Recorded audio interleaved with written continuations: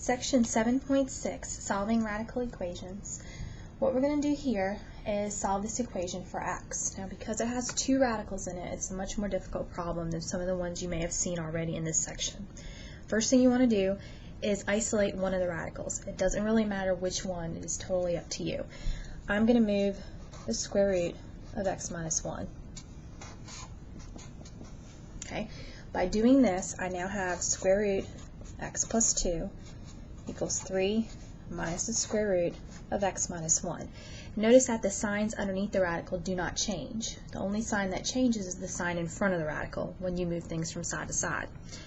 Now I'm going to square both sides. Okay, when you square both sides,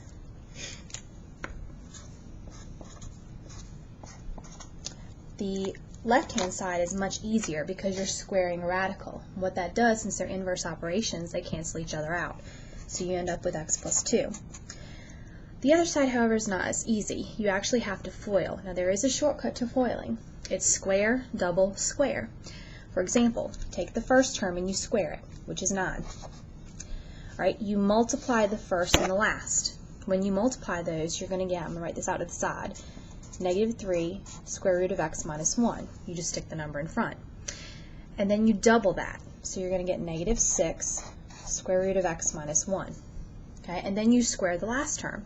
If I square negative square root of x minus 1, well, a negative times a negative is a positive. And when I square the square root, I get what's underneath the radical.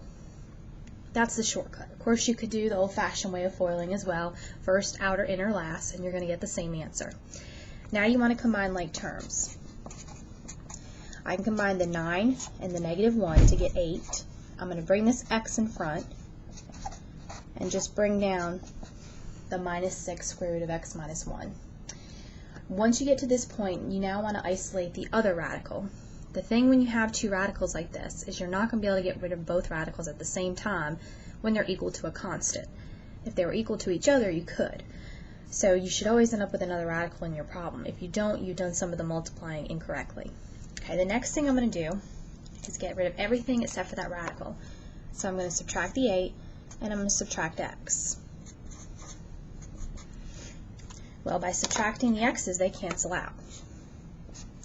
Subtracting the 8 is going to cancel out here, but I have positive 2 minus 8 on this side, which is negative 6.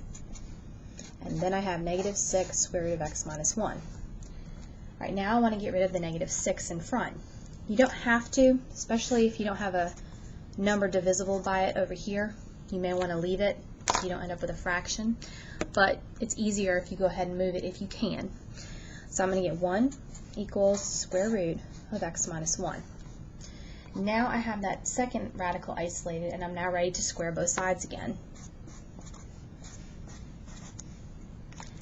1 squared is 1. Square root of x minus 1 is x minus 1. My final step is just adding 1 to both sides. So my answer is 2. Always double check your answers. And when I say double check, substitute it into your original equation and make sure it works. There are times where you solve an equation like this where you get what we call an extraneous solution or a solution that doesn't work. So always check. If I come back up to the top and substitute in a 2 here, I'm going to get the square root of 4, which is 2. If I substitute in a 2 here, I get the square root of 1, which is 1. And 2 plus 1 is 3. So it does work. Therefore, my solution would be 2.